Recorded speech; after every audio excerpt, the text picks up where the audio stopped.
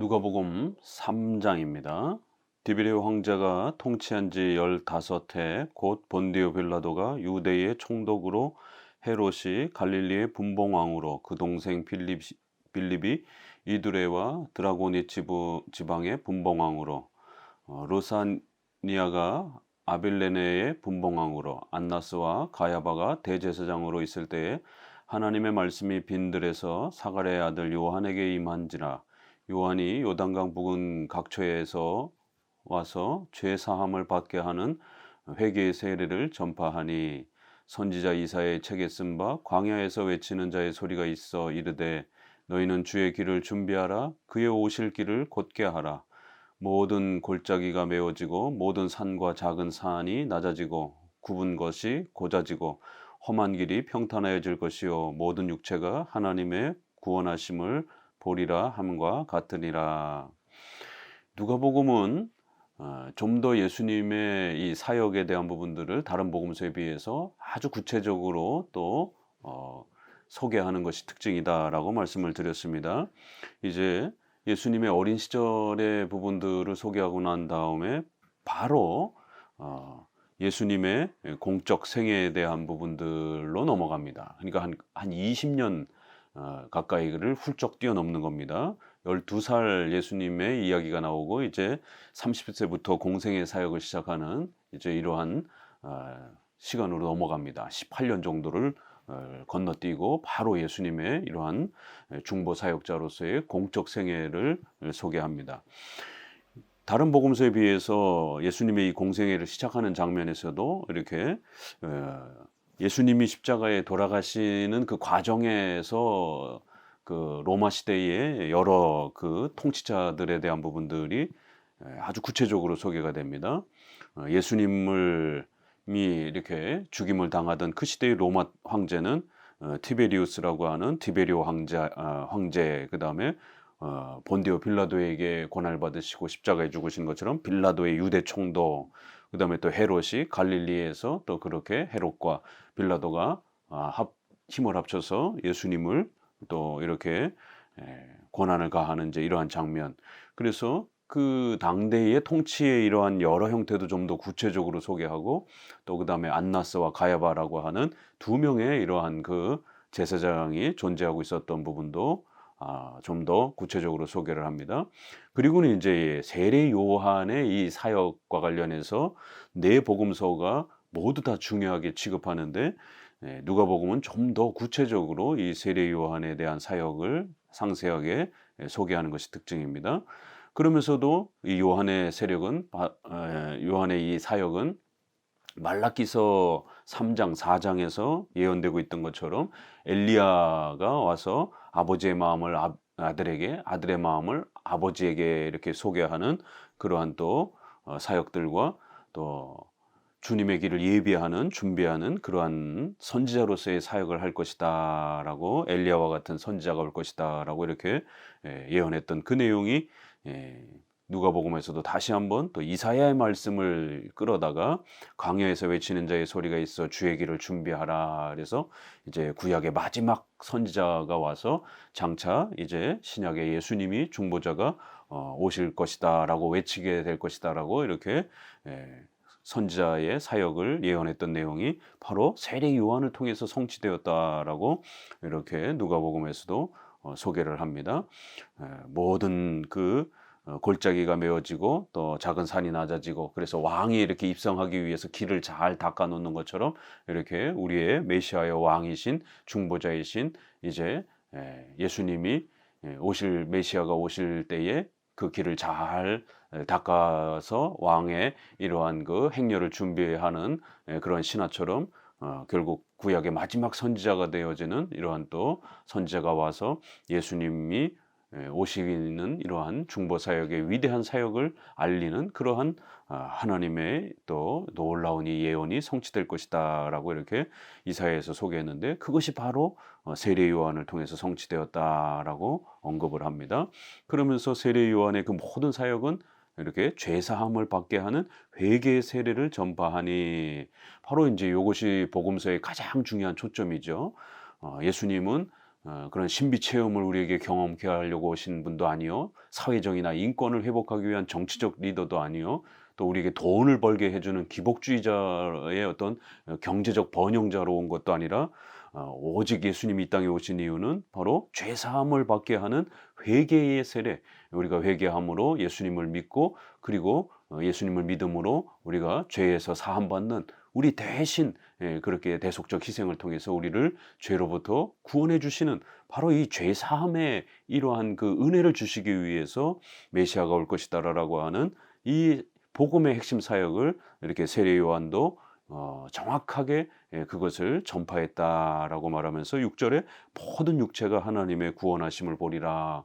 이렇게 장차 메시아가 오시게 되면 죄 사함을 받고 하나님의 자녀가 되는 의롭게 되어지는 바로 영생을 누리는 하나님의 이 구원을 얻는 것이 기독교의 복음의 핵심이라는 것이에요. 이렇게 누가복음도 시작하자마자 기독교의 본질이 무엇인지, 복음의 본질이 무엇인지 바로 그것이 이렇게 세례 요한의 사역을 통해서 외쳐졌다라고 이렇게 소개합니다. 특별히 주의해야 될 것은 6절에 모든 육체가 하나님의 구원을 본다라고 하는 것은 전 세계에 있는 모든 사람들이 하나도 빠짐없이 다 구원받을 것이다. 이런 알미니안주의의 보편구원론, 만인구원론을 제시하는 게 아니라 우리 칼빈주의, 개혁주의에 있어서는 제한 속죄, 무조건적인 선택 이렇게 예정론을 가르치기 때문에 모든 육체가 하나님의 구원을 본다라는 이 표현은 구약의 유대인 중심, 이스라엘 백성 한 민족을 중심으로 했던 것이 이제 신약에는 그러한 유대인과 이방인의 그러한 벽이 없어지고 모든 이방인들 가운데도 복음이 전파되어지고 바로 그 이방인 가운데서 하나님의 택한 백성들이 구원을 받는. 그래서 여기서 모든이라고 하는 것은 한 사람도 빠짐없이 모든 이런 개념보다는 많은 이런 개념입니다. 그래서 많은 이방인들이 구원을 얻을 것이다. 이렇게 해서 모든이라는 표현을 얼마든지 그렇게 해도 또 다양하게 쓸 수 있는 것입니다. 실제로 이것을 알미니안주의처럼 한 사람도 빠짐없이 다 구원받는다라고 이렇게 해석해 버리게 되면 실제로 현장에서는 죽을 때에 끝내 예수님을 믿지 않고 죽는 많은 사람들이 있습니다. 그렇기 때문에 실제적으로 알미니안주의자들의 한 사람도 빠짐없이 모든 사람이 구원받는다라는 그런 식으로 해석하는 것이 훨씬 더 맞지 않습니다. 우리 장로교의 해석처럼 이방인 가운데 택함받은 모든 백성들이 한 사람도 빠짐없이 택함받은 백성들이 하나님의 구원을 받게 될 것이다. 이렇게 메시아가 옴으로 인해서 유대인에게만 제한됐던 복음의 역사가 이제 온 세상으로 퍼져서 이방인들 가운데도 그렇게 모든 이방인들 가운데 육체 가운데 택한 백성들이 하나님의 구원을 얻게 되는 복된 역사가 일어날 것이다라고 이렇게 세례 요한의 이제 사역의 시작의 특징을 소개를 합니다. 그러면서 바로 시작하자마자 7절에 세례 요한이 세례를 받으러 나오는 무리에게 이르되 독사의 자식들아 누가 너에게 일러 장차 올 진노를 피하라 하더냐 그러므로 회개에 합당한 열매를 맺고 속으로 아브라함이 우리 조상이라 말하지 말라. 내가 너희에게 이르노니 하나님이 능히 이 돌들로도 아브라함의 자손이 되게 하리라. 이미 도끼가 나무 뿌리에 놓였으니 좋은 열매 맺지 아니하는 나무마다 찍혀 불에 던져지리라. 무리가 물어 이르되 그럼 우리가 무엇을 하리까? 대답하여 이르되 옷 두 벌 있는 자는 옷 없는 자에게 나눠줄 것이요 먹을 것이 있는 자도 그렇게 할 것이니라 하고 세리들도 세례를 받고자 하여 와서 이르되 선생이여 우리는 무엇을 하리까 하매 이르되 부가된 것 외에는 거두지 말라 하고 군인들도 물어 이르되 우리는 무엇을 하리까 하매 이르되 사람에게서 강탈하지 말며 거짓으로 고발하지 말고 받는 급료를 족한 줄로 알라 하니라. 세례 요한은 시작하자마자 이제 회개를 전파하면서 불신앙에 머물러 있어서는 안 되고 반드시 우리의 죄악된 타락한 부패들을 고백하고 이 죄로부터 우리를 구원해 주실 메시아와 중보자를 찾으라라고 이렇게 가장 중요한 죄사함에 대한 부분들을 제시하고 회개해야만이 또 중보자 메시아를 소망해야만이 바로 이러한 부패와 타락으로부터 우리가 용서받을 수 있다라고 하는 기독교의 죄사함에 대한 이 핵심을 전파합니다. 그럴 때 이제 요 구절을 우리가 좀 조심스럽게 읽어야 되는 것은 요한이 제시했던 답은 악한 행동들을 하지 말고 이렇게 폭력적으로 사람들에게 이렇게 비윤리적인 행동들을 하지 말고 세리들도 합법적인 그런 세금만 걷고 군인들도 이렇게 합법적인 그런 급료만 받고 폭력적으로 남의 돈을 빼앗거나 이러지 말라라는 것이. 그러면서 좋은 열매를 맺지 아니하는 나무마다 찍혀 불에 던진다. 이렇게 해서 좋은 열매를 맺으면 이렇게 폭력적인 삶을 살지 않으면 마치 구원을 받는 것처럼 이 구절을 잘못 읽으면 세례 요한이 선행 구원, 공로주의를 소개한 것처럼 이렇게 읽혀질 수도 있습니다. 알미니안주의자들이 바로 이런 구절을 많이 인용하죠. 봐라, 세례 요한도 착한 행동을 해라라고 이렇게 이야기했고, 그런 착한 행동의 열매가 없으면 구원받지 못한다라고 이렇게 주장했다라고 말을 합니다. 그러나 이것은 대상이 누구냐면 바로 바리새인들, 독사의 자식들아 이러면서 당대의 메시아를 기대하지 않고 장차 오실 그 중보자를 소망하지 않는 그저 구약의 이러한 아브라함의 혈통적 자손이라는 것만 자랑하고 자기들의 그런 형식적인 그런 제사만 강조하면서 자기들이 마치 하나님의 유일한 백성인 것처럼 이렇게 거짓된 신앙, 형식적 신앙, 외식적 신앙에 빠져 있던 사람들을 향해서 독사의 자식들이라고 그러면서 이렇게 아주 엄청난 책망을 하는 겁니다. 그렇게 자기들이 마치 의로운 자인 것처럼, 자기들만 마치 대단한 사람들인 것처럼 이렇게 형식적인 외식적인 신앙에 빠져서 장차 올 메시아를, 중보자를 기대하지 않고 자신의 죄를 회개하지 않는 이러한 불신앙적인 종교 외식자들을 향해서 책망하는 그런 내용입니다. 그렇기 때문에 이것을 보편적인 어떤 구원의 어떤 원리로 착한 행동을 많이 해야, 선행을 해야 우리가 그 열매로 인해서 구원을 받는다, 이런 개념이 아니라 결국 칭의와 성화와 관련된 그 칭의의 본질적 의미를 가르치는 겁니다. 기독교 신앙이란 이렇게 칭의를 통해서 구원을 얻는 것인데, 오직 믿음으로 우리가 회개하고 우리의 모든 죄악들을 고백함으로 인해서 예수 그리스도를 바라봄으로 구원받는 것입니다. 그리고 그 바른 신앙은 반드시 성화의 열매로 나아가는 이런 칭의와 성화의 이러한 그 두 교리의 개념들을 세례 요한은 그걸 한꺼번에 이렇게 소개하는 형태로 회개하라, 예수 그리스도를, 장차 올 메시아를 기대하고 소망하면서 우리의 죄를 철저하게 회개해야 된다라고 하는, 이렇게 바리새인들을 향한 불신앙에 대한, 또 그들의 생활의 그 악행들을 직접적으로 책망하면서 너희들이 신앙이 있다라고 하면서 너희들이 하나님의 백성이라고 하면서 어떻게 이렇게 악하게 살아갈 수 있느냐 이러면서 그 모든 악행들을 버리고 진정 회개하고 구약에서 예언해 준 대로 메시아를 소망하고 신앙하는 믿음으로 나아가라 라고 이렇게 칭의와 성화의 그 관계를 하나로 묶어서 마치 성화를 책망하면서 그들의 악행들을 책망하면서 결국 그들의 이러한 악행의 원인은 근본적으로 그들이 메시아를 믿지 않는 불신앙에서 온 거기 때문에 결국 그들의 외적인 생활을 직접적으로 책망하면서 가장 중요한, 결국 불신앙의 이런 메시아를 기대하지 않는 아주 독사의 자식들과 같은 아주 악독한 종교 외식자로서 이렇게 굳어져 버린, 망가진 이러한 바리새인들과 1세기 당시 유대인들의 그런 불신앙을 책망하는, 회개하지 않는 그들의 악행을 책망하는 내용인 것입니다. 그래서 회개에 합당한 열매를 맺고라는 표현, 또 아브라함이 우리 조상이라 하지 말라, 이렇게 형식적인 혈통적으로 구원받는 게 아니라 바로 회개해야 우리가 구원받는다라는 거예요.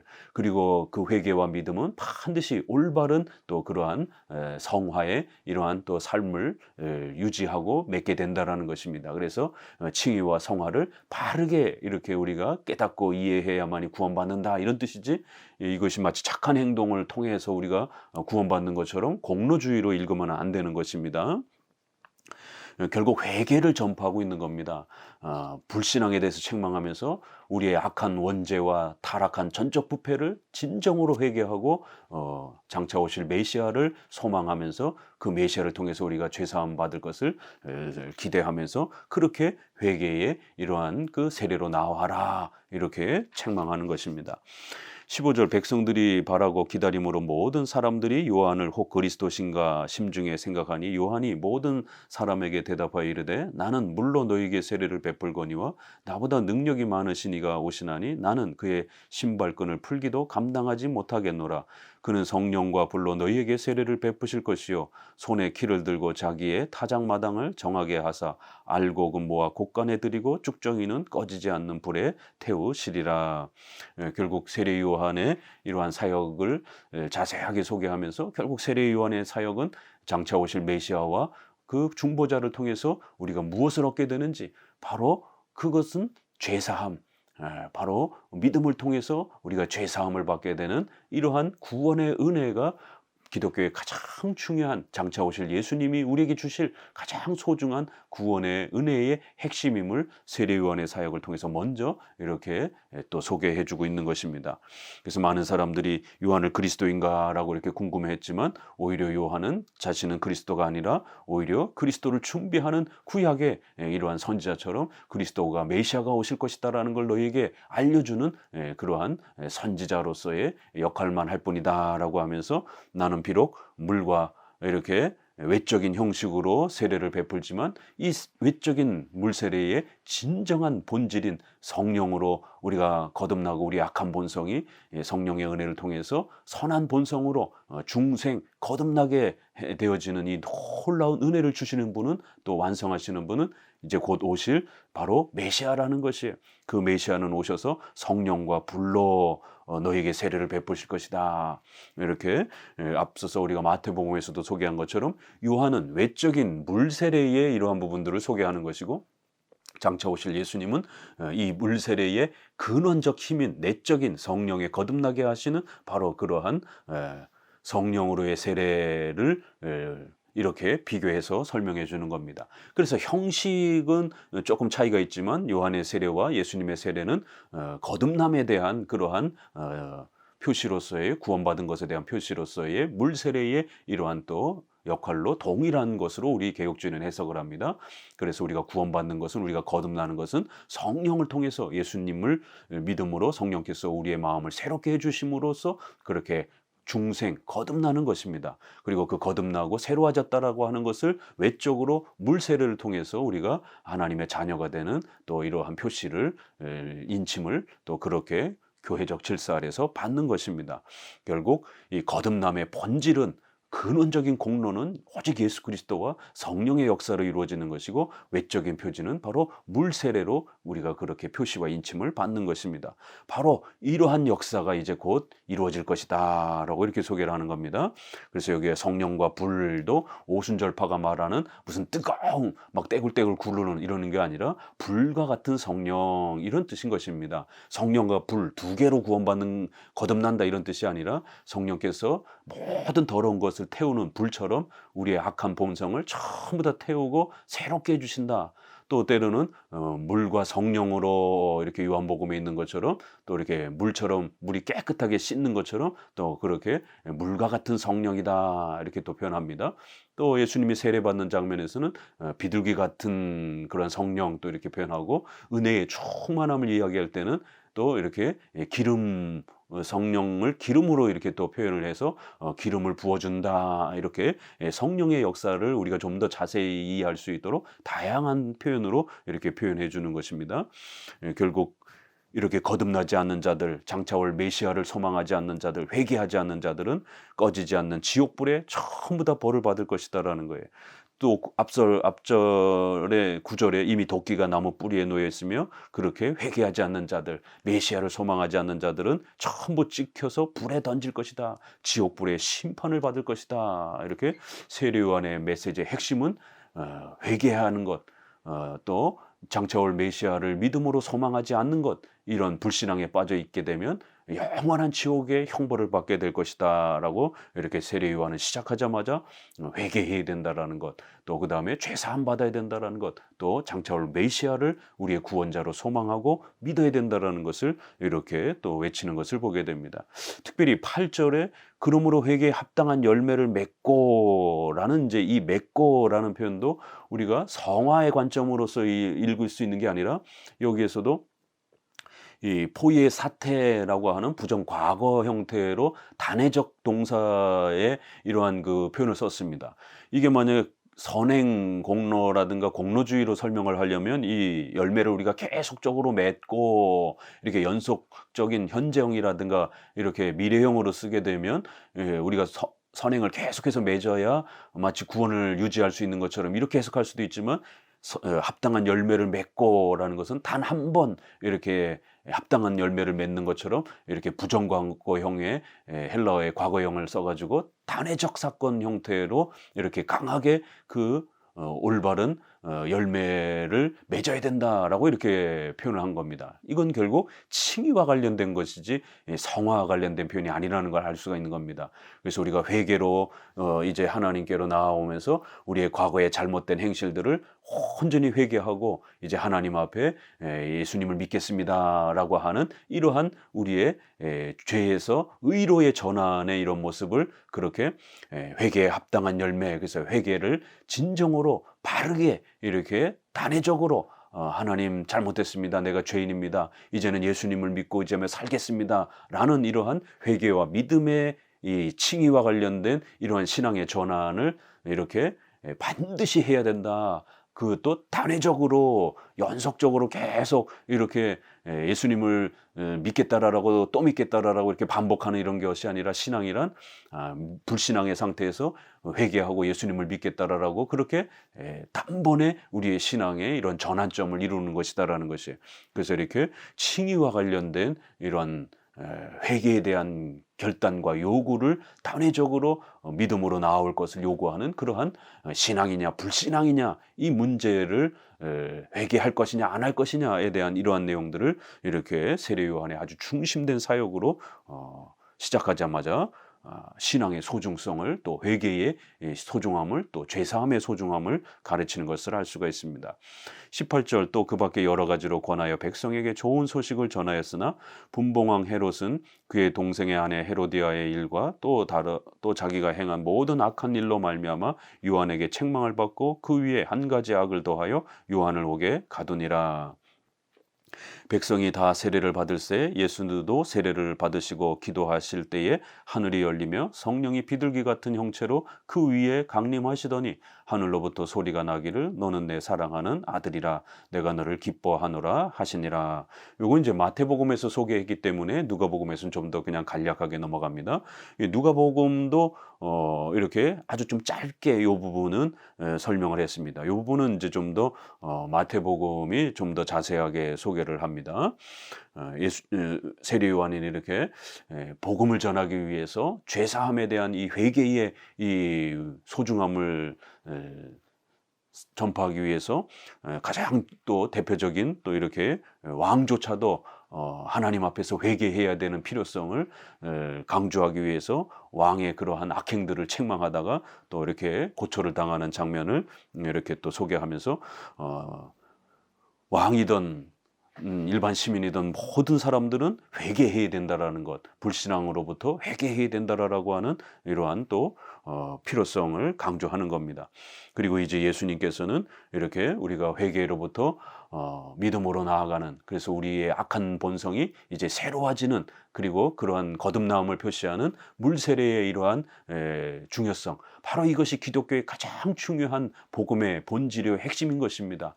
죄사함 받고 우리가 의롭게 되어 영생을 얻는 하나님의 자녀가 되는, 바로 이것을 외적으로 보증해 주는 것이 바로 물세례인 것입니다. 그래서 예수님이 공생의 사역에 제일 먼저 한 것이 바로 물세례인 것입니다.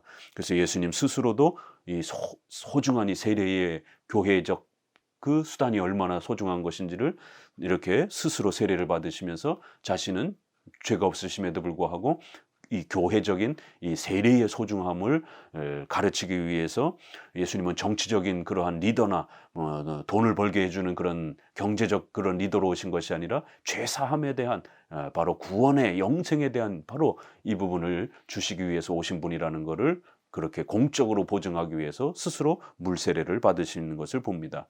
그러자 이렇게 삼일체 하나님께서 함께 해주시면서 바로 예수님이 바로 메시아요, 또 예수님을 통해서만이 죄사함을 받고 우리가 하나님의 자녀가 되는 위대한 구원의 역사가 이제 시작되었고 완성되고 또 펼쳐질 것이다라고 장엄하게 선포를 합니다. 23절에 예수께서 가르치심을 시작하실 때 30세쯤 되시니라 사람들이 아는 대로 요셉의 아들이니 요셉의 위는 헬리요 그 위는 맏다시요 그 위는 레이요 그 위는 멜기요 그 위는 얀나요 그 위는 요셉이요 그 위는 맏다디아요 그 위는 아모스요 그 위는 나움이요 그 위는 에슬리요 그 위는 낫게요 그 위는 마하시요 그 위는 맏다디아요 그 위는 서머인이요 그 위는 요색이요 그 위는 요다요 그 위는 요아나니요 그 위는 레사요 그 위는 수룹바벨이요 그 위는 스알델이요 그 위는 네리요 그 위는 멜기요 그 위는 아띠요 그 위는 고삼이요 그 위는 엘마담이요 그 위는 에르요 그 위는 예수요 그 위는 엘리에서요 그 위는 요림이요 그 위는 맏다시요 그 위는 네이요 그 위는 시므온이요 그 위는 유다요 그 위는 요셉이요 그 위는 요남이요 그 위는 엘라김이요 그 위는 멜레아요 그 위는 맨나요 그 위는 맏다다요 그 위는 나단이요 그 위는 다윗이요 그 위는 이세요 그 위는 오벳이요 그 위는 보아스요 그 위는 살몬이요 그 위는 나손이요 그 위는 아미나답이요 그 위는 아니요 그 위는 헤스론이요 그 위는 베레스요 그 위는 유다요 그 위는 야곱이요 그 위는 이삭이요 그 위는 아브라함이요 그 위는 데라요 그 위는 나홀이요 그 위는 수룩이요 그 위는 루요 그 위는 벨렉이요 그 위는 헤베요 헤버요 그 위는 살라요 그 위는 가이난이요 그 위는 아박사시요 그 위는 셈이요 그 위는 노아요 그 위는 레멕이요 그 위는 무드셀라요 그 위는 에녹이요 그 위는 야렛이요 그 위는 마할랄렐이요 그 위는 가이난이요 그 위는 에노스요 그 위는 셋이요 그 위는 아담이요 그 위는 하나님이시니라. 이 누가복음에도 예수님의 족보에 대한 부분을 설명을 합니다. 이것은 서론에서도 소개한 것처럼 마태복음의 족보와 공통점이 있고 차이점이 있습니다. 그런데 차이점이 조금 더 큰 특징을 가지고 있습니다. 마태복음은 이렇게 아브라함과 다윗의 자손 이렇게 해서 14대씩 14대씩 이렇게 42명을 소개하면서 구약의 전체 인물을 특별히 다윗 왕족을 중심으로 해서 왕족의 이러한 후손임을 예수님이 아브라함과 다윗의 그런 왕족의 법적인 그러한 계승자임을 이렇게 소개를 합니다. 그런데 누가복음에서는 하나님까지 포함해서 77명 그리고 7명씩 또 이렇게 11번의 이러한 그 구별을 통해서 77명을 소개를 하면서 특별히 이렇게 밑에서부터 위로 올라가는 이제 이러한 구조를 갖고 있고 마태복음은 위에서부터 아래로 내려오는 이제 이러한 구조를 가지고 있습니다. 특별히 이제 수룹바벨이나 스알데일 정도만 비슷하고 나머지 인물들이 다 다릅니다. 그랬을 때 이제 특별히 요셉의 위는 헬리오라고 이제 이렇게 소개를 합니다. 그랬을 때 요 헬리라고 하는 이제 이름을 어떻게 해석할 것이냐라고 했을 때에 이것을 마리아의 족보로 이렇게 해석하는 그런 신약학자들이 있습니다. 개혁주의 안에. 그래서 결국 요셉은 이 헬리의 이러한 사위로서 이렇게 포함이 되고 기록이 되어져서 소개되는 것처럼 그래서 마태복음은 이제 다윗의 이렇게 요셉의 이러한 그 가문을 소개하는 형태이고 이제 누가복음은 마리아의 이러한 그 가문을 이렇게 소개하는 것처럼 이렇게 해석하기도 합니다.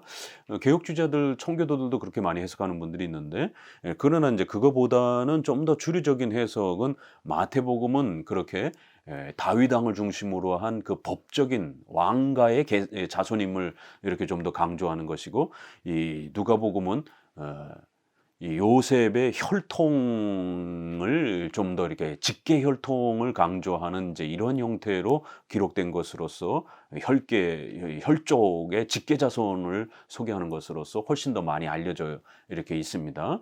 왜 그러냐면 헬리라고 하는 이 표현은 비록 마태복음하고는 다르지만 구약에 보게 되면 중요한 인물들이 이름이 두 개, 세 개씩 이렇게 불려지는 경우가 참 많습니다. 그래서 이 헨리도 결국에는 마태복음에 있는 그 표현과 동일한 것으로 다른 이름으로 이렇게 표현하는 거고, 좀 더 이렇게 혈통적 이름으로 이렇게 표현되는 거고, 마태복음에 있는 것은 좀 더 이렇게 왕가의, 다윗의 왕가의 그러한 좀 더 법적 이름으로 이렇게 표현된 것으로서 해석하면서, 마태복음이나 누가복음이나 결국 예수님이 결국 이렇게 아브라함과 다윗의 이런 법적 혈통이고, 또 혈족의 또 이러한 직계손으로서 예수님이 메시아로서 이 땅에 그렇게 구약에 예언된 대로 오셨다라는 것을 강조하는 것으로 그렇게 많이 해석합니다.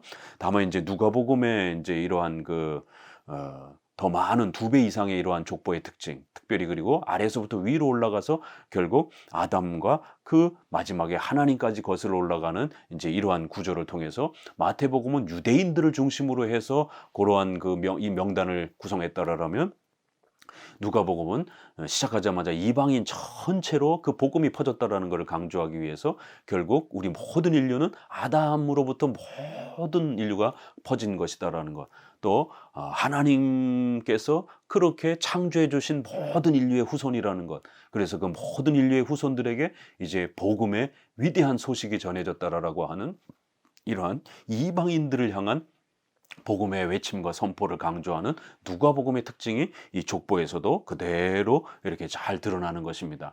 그래서 유대인들에게만 국한되어 있지 않고 이렇게 전 인류, 아담에게 초점을 맞춰서 전 인류의 후손, 아담으로부터 퍼진 모든 인류의 후손들에게 이제 복음을 들을 수 있는 이 위대한 복음의 역사가 이제 하나님으로부터 펼쳐졌다라고 하는 것을, 이렇게 예수님의 족보를 좀 더 확대를 해서 아담에게까지 추적을 해서 이렇게 복음의 위대한 소식을 알려주는 그러한 특징을 가지고 있는 것입니다. 누가복음 또 3장을 소개해 드렸습니다. 감사합니다.